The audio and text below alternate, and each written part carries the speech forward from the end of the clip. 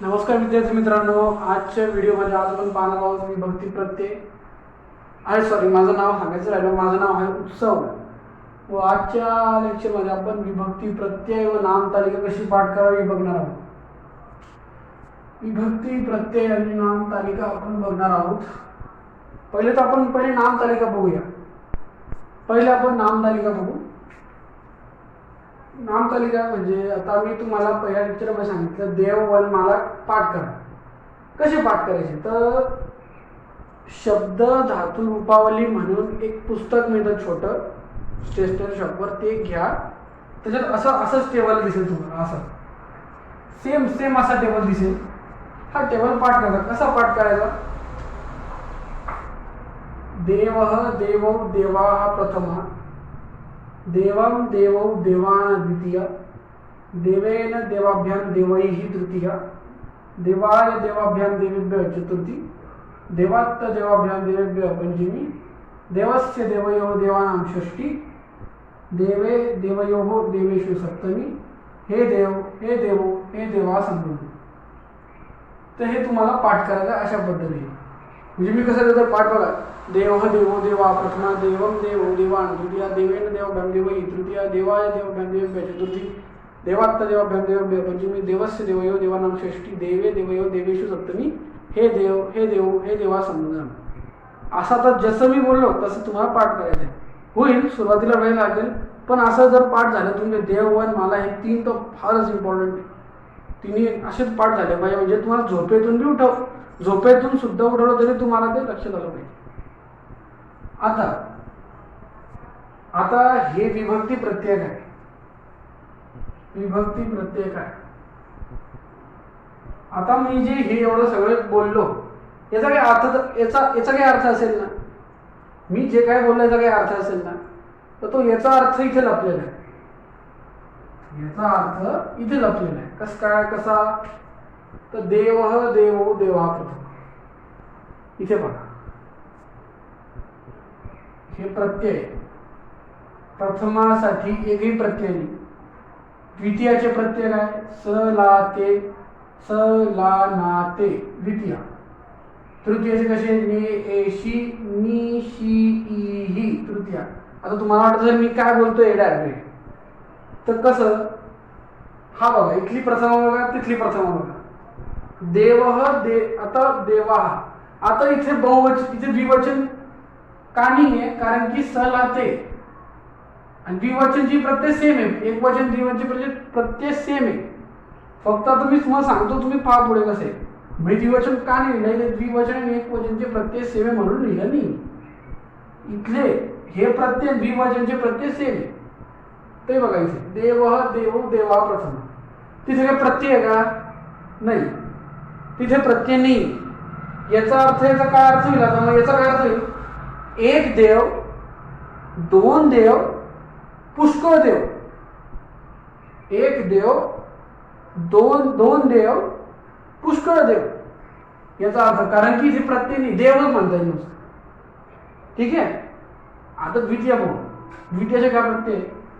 स ला ते, स ला ना ते द्वितीय. इथे काय द्वितीयाची लाईन? देवं देवो देवान द्वितीय. आता याचा काय अर्थ होईल?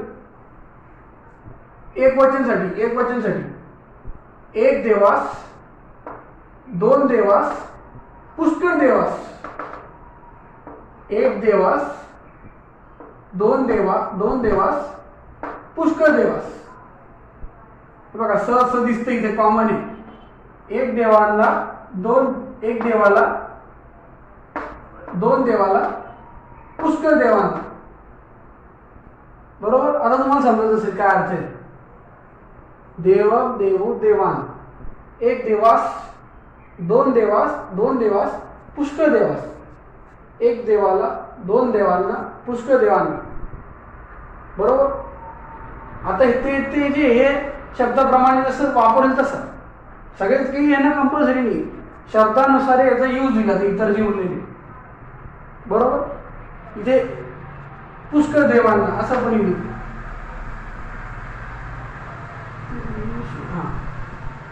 आता तृतीय बघा. देवेन, तिथली तृतीय बघा पहिले. ने ए शी नी शी ई ही. ने ए शी एक वचन, बहुवचन ही तेच आहे, द्विवचन ही तेच आहे, बहुवचन नी शी ई थोडासा चेंज आहे. देवेन देवाभ्याम देवही तृतीय. देवेन, देवेनाचा काय अर्थ होईल? एका देवाने. देवाभ्यामचा काय अर्थ होईल? दोन देवाने.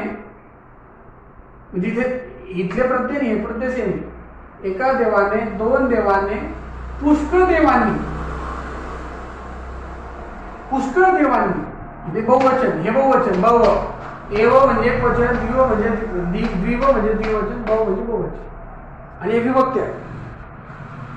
बहुवचन, इथली बहुवचन पहा, इथली बहुवचन पहा. देवान पुष्कळ देवांनी नी पुष्कळ देवांनी. आता शी वापरून बघू.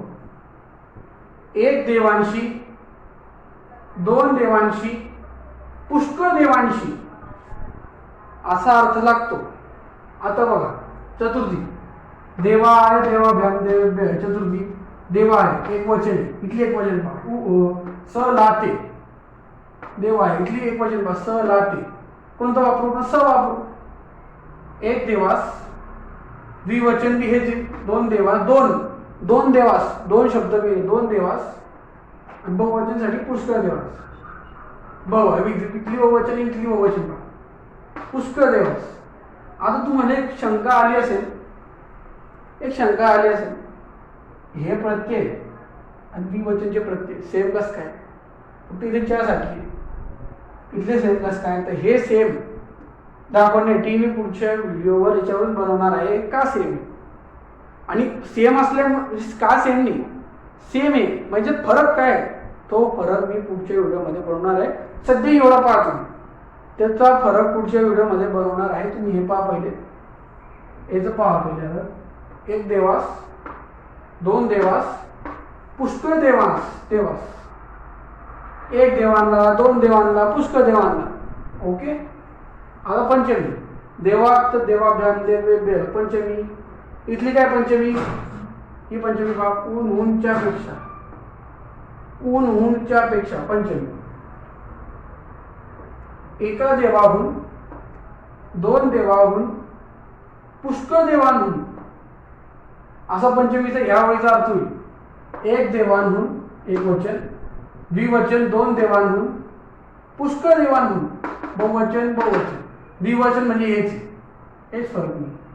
फक्त काय शब्द वापरायचा? दोन. द्विवचनासाठी दोन देवांहून, एक देवांहून, दोन देवांहून, पुष्कळ देवांहून. तर आता त्यापेक्षा वापरू.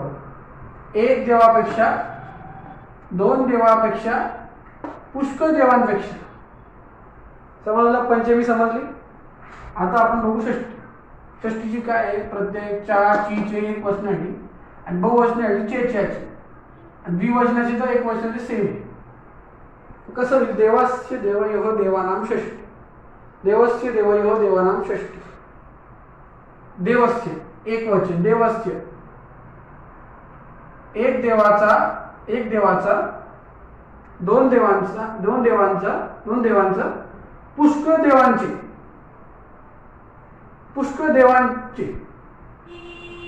देवस्य एक देवाचा, देवयोः दोन देवांचा, देवानां पुष्कळ देवांची पुष्कळ देवांची असा अर्थ लावायचा.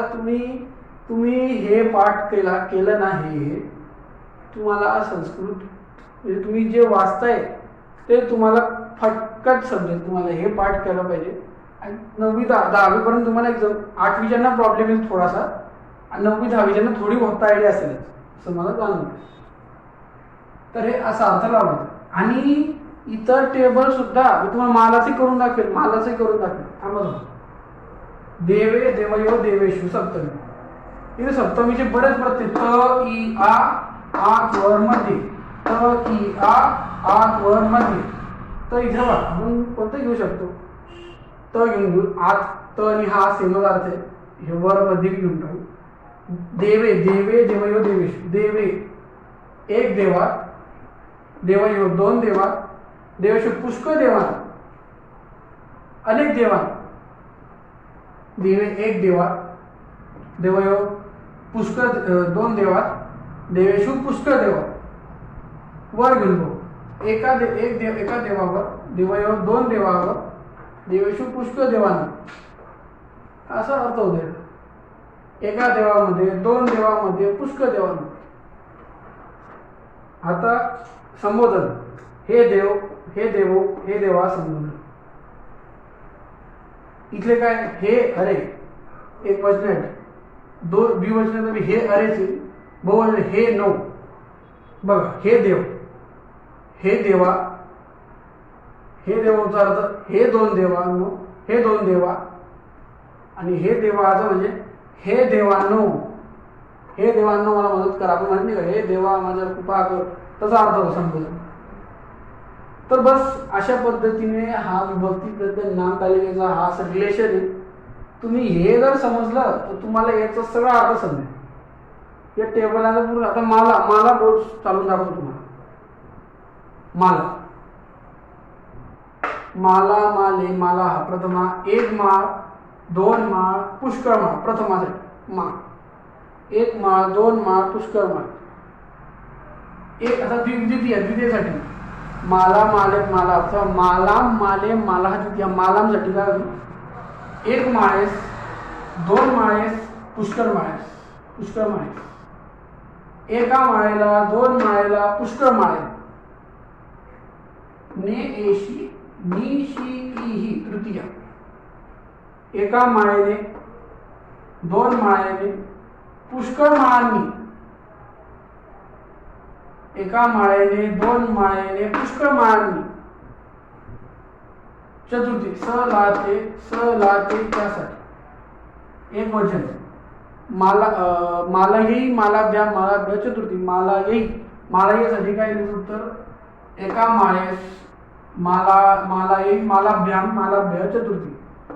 एका माळेस दोन माळेस पुष्कळ माळेस. एका माळेस दोन माळेस पुष्कळ माळेस. किंवा असं एका माळेस दोन माळेस पुष्कळ माळेस. एका माळेहून दोन माळेहून पुष्कळ माळांहून. एका माळाहून दोन माळांहून पुष्कळ माळांहून. एका माळेचे दोन माळेचे पुष्कळ माळ्यांचे. एका माळेत दोन माळे पुष्कळ माळे. हे अरे हे नो, हे माळ हे अरे सांगतो हे देव हे माले हे माले हे माळ. हे माळ हे दोन माळांनो हे पुष्कळ माळ. असं तो कोणी म्हणत नाही, पण ग्रॅमॅटिकली असतं.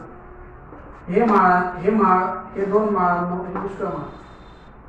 तर आपण हा कसा रिलेशन आहे याच्याबद्दल आज आपण पाहिलं.